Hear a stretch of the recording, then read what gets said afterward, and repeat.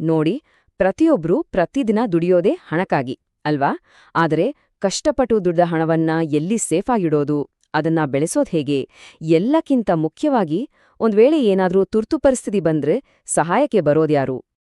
ಈ ಪ್ರಶ್ನೆಗಳು ಪ್ರತಿಯೊಬ್ಬರ ಜೀವನದಲ್ಲೂ ಒಂದಲ್ಲ ಒಂದು ಸಲ ಬಂದೇ ಬರುತ್ತೆ ಅಲ್ವಾ? ಹಣವನ್ನ ಸೇಫಾಗಿ ಇಡೋಕೆ ಇರೋ ಜಾಗ ಯಾವುದು? ಅದು ಡಬಲ್ ಆಗೋದು ಅಂದ್ರೆ ಬೆಳೆಯೋದೆಲ್ಲಿ? ಕಷ್ಟದ ಸಮಯದಲ್ಲಿ ನಮ್ಮ ಕೈ ಹಿಡಿಯೋದ್ಯಾರು? ಈ ಎಲ್ಲ ಪ್ರಶ್ನೆಗಳಿಗೂ ಉತ್ತರ ಕೇವಲ ಒಂದೇ ಒಂದು, ಅದುವೇ ಬ್ಯಾಂಕ್. ಆದರೆ ಒಂದು ನಿಮಿಷ, ಬ್ಯಾಂಕ್ ಅಂದ್ರೆ ಕೇವಲ ಒಂದು ಎಟಿಎಂ ಕಾರ್ಡ್ ಅಥವಾ ಒಂದು ಪಾಸ್ಬುಕ್ ಅಷ್ಟೇನಾ? ಅಥವಾ ಅದರ ಹಿಂದೆ ಇನ್ನೂ ಏನಾದ್ರೂ ಇದ್ಯಾ? ಬನ್ನಿ, ಇವತ್ತು ಬ್ಯಾಂಕ್ಗಳ ಬಗ್ಗೆ ಇರುವ ಸಂಪೂರ್ಣ ಸತ್ಯವನ್ನ ತಿಳಿದುಕೊಳ್ಳೋಣ. ಈ ವಿವರಣೆಯನ್ನ ಕೊನೆವರೆಗೂ ಗಮನವಿಟ್ಟು ಕೇಳಿದ್ರ ಯಾವ ಬ್ಯಾಂಕ್ ಸೂಕ್ತ ಅನ್ನೋದು ಖಂಡಿತವಾಗಲೂ ಸ್ಪಷ್ಟವಾಗುತ್ತೆ. ಸರಿ, ಹಾಗಾದ್ರೆ ಎಲ್ಲಕ್ಕಿಂತ ಮೊದಲು ಈ ಬ್ಯಾಂಕ್ ಅಂದ್ರೆ ಏನು, ಅದರ ಮೂಲ ಉದ್ದೇಶವಾದ್ರೂ ಏನು ಅನ್ನೋದನ್ನ ಅರ್ಥ ಮಾಡ್ಕೊಳ್ಳೋಣ. ತುಂಬಾ ಸರಳವಾಗಿ ಹೇಳೋದಾದ್ರೆ, ಬ್ಯಾಂಕ್ ಅನ್ನೋದು ಒಂದು ಹಣಕಾಸು ಸಂಸ್ಥೆ. ಅದೇನ್ ಮಾಡುತ್ತೆ ಅಂದ್ರೆ ಜನರಿಂದ ಹಣವನ್ನ ಡೆಪಾಸಿಟ್ ಆಗಿ ತಗೊಂಡು ಅದನ್ನ ಸೇಫ್ ಆಗಿ ಇಟ್ಕೊಳ್ಳುತ್ತೆ. ಆಮೇಲೆ ಅದೇ ಹಣವನ್ನ ಬಿಸ್ನೆಸ್ ಮಾಡೋರಿಗೆ, ಮನೆ ಕಟ್ಟೋರಿಗೆ ಅಥವಾ ಬೇರೆ ಪರ್ಸನಲ್ ಕಾರಣಗಳಿಗೆ ಸಾಲದ ರೂಪದಲ್ಲಿ ಕೊಡುತ್ತೆ. ಇನ್ನೊಂದು ರೀತಿ ಹೇಳ್ಬೇಕು ಅಂದ್ರೆ, ಬ್ಯಾಂಕ್ ಅನ್ನೋದು ನಮ್ಮ ಹಣಕ್ಕೆ ಒಬ್ಬ ಸೆಕ್ಯೂರಿಟಿ ಗಾರ್ಡ್ ಇದ್ದ ಹಾಗೆ, ನಮ್ಮ ಭವಿಷ್ಯಕ್ಕೆ ಒಬ್ಬ ಹೆಲ್ಪರ್. ಅಷ್ಟೇ ಅಲ್ಲ, ನಮ್ಮೆಲ್ಲರ ಕನಸುಗಳನ್ನ ನನಸು ಮಾಡೋಕೆ ಒಂದು ಸಪೋರ್ಟ್ ಸಿಸ್ಟಮ್ ಅಂತಾನೂ ಹೇಳ್ಬಹುದು. ಒಂದು ವಿಷಯವನ್ನಂತೂ ಎಲ್ರೂ ಒಪ್ಕೊಳ್ಳೇಬೇಕು. ಒಂದು ವೇಳೆ ಬ್ಯಾಂಕ್ಗಳು ಇರ್ಲಿಲ್ಲ ಅಂದಿದ್ರೆ ಇವತ್ತಿನ ನಮ್ಮ ಈ ಮಾಡರ್ನ್ ಲೈಫ್ ಇದೆಯಲ್ಲ, ಅದು ಸಂಪೂರ್ಣವಾಗಿ ಸ್ತಬ್ಧವಾಗಿ ಹೋಗ್ತಾ ಇತ್ತು. ಓಕೆ, ಹಾಗಾದ್ರೆ ಈ ಬ್ಯಾಂಕ್ಗಳು ಹೇಗೆ ಕೆಲಸ ಮಾಡುತ್ತೆ, ಇವರಿಗೆ ಆದಾಯ ಹೇಗೆ ಬರುತ್ತೆ? ಬನ್ನಿ, ಇದರ ಹಿಂದಿರೋ ಆ ಸೀಕ್ರೆಟ್ ಏನು ಅಂತ ಈಗ ನೋಡೋಣ. ಒಂದು ಉದಾಹರಣೆ ತಗೊಳ್ಳೋಣ. ಯಾರೋ ಒಬ್ಬ ವ್ಯಕ್ತಿ ಬ್ಯಾಂಕಿನಲ್ಲಿ 1,00,000 ರೂಪಾಯಿ ಡೆಪಾಸಿಟ್ ಇಡ್ತಾರೆ ಅಂತ ಅನ್ಕೊಳ್ಳೋಣ. ಈಗ ಬ್ಯಾಂಕ್ ಏನ್ ಮಾಡುತ್ತೆ? ಆ ಡೆಪಾಸಿಟ್ಗೆ ಸುಮಾರು ಒಂದು 3% ಬಡ್ಡಿ ಕೊಡಬಹುದು. ಆದ್ರೆ ಅದೇ 1,00,000 ರೂಪಾಯಿಯನ್ನ ಸಾಲವಾಗಿ ಬೇರೆಯವರಿಗೆ ಕೊಡುವಾಗ 11% ಅಥವಾ ಅದಕ್ಕಿಂತ ಜಾಸ್ತಿ ಬಡ್ಡಿಯನ್ನ ಚಾರ್ಜ್ ಮಾಡುತ್ತೆ. ಗಮನಿಸಿ, ಈ ಕೊಡುವ ಬಡ್ಡಿ ಮತ್ತೆ ತಗೊಳ್ಳೋ ಬಡ್ಡಿ ಇದೆಯಲ್ಲ, ಇದರ ನಡುವಿನ ವ್ಯತ್ಯಾಸ ಅದೇ ಬ್ಯಾಂಕಿನ ಆದಾಯ. ಇದುವೇ ಅವರ ಬಿಸ್ನೆಸ್ನ ಮೂಲ ಸೂತ್ರ. ಇದ್ರಿಂದ ನಮ್ಗೆ ಗೊತ್ತಾಗೋ ಒಂದು ಇಂಟ್ರೆಸ್ಟಿಂಗ್ ಸತ್ಯ ಏನ್ ಗೊತ್ತಾ? ಬ್ಯಾಂಕಿನಲ್ಲಿ ನಾವ್ ಇಟ್ಟಿರೋ ಹಣ ಸುಮ್ನೆ ಮಲಗಿರೋದಿಲ್ಲ, ಅದು ನಿರಂತರವಾಗಿ ಕೆಲ್ಸ ಮಾಡ್ತಾನೆ ಇರುತ್ತೆ. ಸರಿ, ಬ್ಯಾಂಕ್ ಹೇಗೆ ಕೆಲಸ ಮಾಡುತ್ತೆ ಅಂತ ಗೊತ್ತಾಯ್ತು.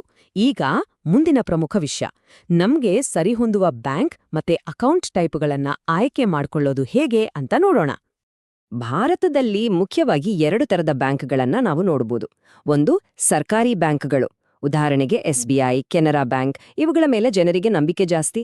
ದೇಶದ ಮೂಲೆ ಮೂಲೆಯಲ್ಲೂ ಇವುಗಳ ಬ್ರಾಂಚ್ಗಳಿರ್ತವೆ, ಹಳ್ಳಿಗಳಲ್ಲೂ ಇವು ಸಿಗ್ತವೆ. ಇನ್ನೊಂದು ಕಡೆ ಪ್ರೈವೇಟ್ ಬ್ಯಾಂಕ್ಗಳು, HDFC, ICICI ತಲ. ಇವುಗಳ ಸ್ಪೆಷಾಲಿಟಿ ಅಂದ್ರೆ ಫಾಸ್ಟ್ ಸರ್ವಿಸ್, ಅದ್ಭುತವಾದ ಮೊಬೈಲ್ ಆಪ್ಗಳು ಮತ್ತು ಬೆಸ್ಟ್ ಕ್ರೆಡಿಟ್ ಕಾರ್ಡ್ ಆಫರ್ಗಳು. ಇನ್ನು ಅಕೌಂಟ್ಗಳ ವಿಷಯಕ್ಕೆ ಬಂದ್ರೆ ಇಲ್ಲೂ ಹಲವು ವಿಧಗಳಿವೆ. ಡೈಲಿ ಯೂಸ್ಗೆ ಸೇವಿಂಗ್ಸ್ ಅಕೌಂಟ್ ಬೆಸ್ಟ್. ಬಿಸ್ನೆಸ್ ಮಾಡೋರ್ಗೆ ಕರೆಂಟ್ ಅಕೌಂಟ್ ಬೇಕೇ ಬೇಕು. ಕೆಲ್ಸ ಮಾಡೋರ್ಗೆ ಸ್ಯಾಲ್ರಿ ಅಕೌಂಟ್ ಇರತ್ತೆ. ಇನ್ನು ಸೇಫ್ ಆಗಿ ಹಣ ಬೆಳಿಬೇಕು, ಫಿಕ್ಸ್ಡ್ ರಿಟರ್ನ್ಸ್ ಬೇಕು ಅನ್ನೋರ್ಗೆ ಫಿಕ್ಸ್ಡ್ ಡೆಪಾಸಿಟ್ ಅಂದ್ರೆ FD. ಅದೇ ಪ್ರತಿ ತಿಂಗಳು ಸ್ವಲ್ಪನೇ ಉಳಿತಾಯ ಮಾಡೋರ್ಗೆ RD ಅಂದ್ರೆ ರೆಕರಿಂಗ್ ಡೆಪಾಸಿಟ್ ಒಂದು ಒಳ್ಳೆ ಆಯ್ಕೆ. ಒಂದು ವಿಷಯ ನೆನ್ಪಲ್ಲಿರ್ಲಿ, ನಮಗೆ ಸರಿಹೊಂದುವ ಸರಿಯಾದ ಅಕೌಂಟ್ ಆಯ್ಕೆ ಮಾಡ್ಕೊಂಡ್ರೆ ಹಣ ಬೆಳೆಯುವ ಸ್ಪೀಡ್ ಕೂಡ ಖಂಡಿತ ಜಾಸ್ತಿಯಾಗುತ್ತೆ. ಆಯ್ಕೆಗಳ ಬಗ್ಗೆ ಮಾತಾಡಿದ್ದಾಯ್ತು, ಆದ್ರೆ ಈ ಬ್ಯಾಂಕಿಂಗ್ ಜಗತ್ತಿನಲ್ಲಿ ಕೆಲವು ಅಪಾಯಗಳೂ ಇವೆ. ಜೊತೆಗೆ ಹಿಡನ್ ಚಾರ್ಜಸ್ ಅಂತಾನೂ ಇವೆ. ಇವುಗಳ ಬಗ್ಗೆ ನಾವು ತುಂಬಾನೇ ಎಚ್ಚರವಾಗಿರ್ಬೇಕು. ಬನ್ನಿ, ಈಗ ಅವುಗಳ ಬಗ್ಗೆನೂ ತಿಳಿದುಕೊಳ್ಳೋಣ. ಮಿನಿಮಮ್ ಬ್ಯಾಲೆನ್ಸ್ ಮೇಂಟೈನ್ ಮಾಡಿಲ್ಲ ಅಂದ್ರೆ ಫೀಸ್, ಬೇರೆ ಬ್ಯಾಂಕ್ ATMನಲ್ಲಿ ಹೆಚ್ಚು ಸಲ ಹಣ ತೆಗೆದ್ರೆ ಚಾರ್ಜಸ್, ಬರೋ SMSಗಳಿಗೆ ಚಾರ್ಜಸ್, ಕ್ರೆಡಿಟ್ ಕಾರ್ಡ್ ಬಿಲ್ ಲೇಟಾಗಿ ಕಟ್ಟಿದ್ರೆ ಬೀಳೋ ಪೆನಾಲ್ಟಿ, ಲೋನ್ ತಗೋವಾಗ ಪ್ರಾಸೆಸಿಂಗ್ ಫೀಸ್.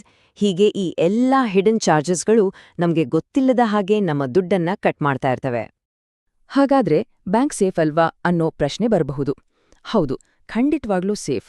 ಯಾಕಂದ್ರೆ ಭಾರತದಲ್ಲಿ ಎಲ್ಲಾ ಬ್ಯಾಂಕುಗಳು ರಿಸರ್ವ್ ಬ್ಯಾಂಕ್ ಆಫ್ ಇಂಡಿಯಾದ ನಿಯಮಗಳ ಪ್ರಕಾರನೇ ಕೆಲಸ ಮಾಡೋದು. ಆದ್ರೆ ಬ್ಯಾಂಕ್ ಸೇಫ್ ಇದ್ರೂ ಗ್ರಾಹಕರಾಗಿ ನಾವು ತುಂಬಾ ಹುಷಾರಾಗಿರ್ಬೇಕು. ಯಾಕಂದ್ರೆ ಫ್ರಾಡ್ ಕಾಲ್ಗಳು, ಫೇಕ್ ಮೆಸೇಜ್ಗಳು ಜಾಸ್ತಿಯಾಗಿವೆ. ಡಿಜಿಟಲ್ ಸೇಫ್ಟಿಗಾಗಿ ಈ 3 ಗೋಲ್ಡನ್ ರೂಲ್ಸ್ಗಳನ್ನ ಯಾವತ್ತೂ ಮರಿಬಾರ್ದು. 1. ಒಟಿಪಿಯನ್ನ ಯಾವ ಕಾರಣಕ್ಕೂ ಯಾರ ಜೊತೆನೂ ಶೇರ್ ಮಾಡಬೇಡಿ. 2 ನಿಮ್ಮ ಎಟಿಎಂ ಪಿನ್ ಅಥವಾ ಪಾಸ್ವರ್ಡ್ ಯಾರಿಗೂ ಹೇಳ್ಬೇಡಿ.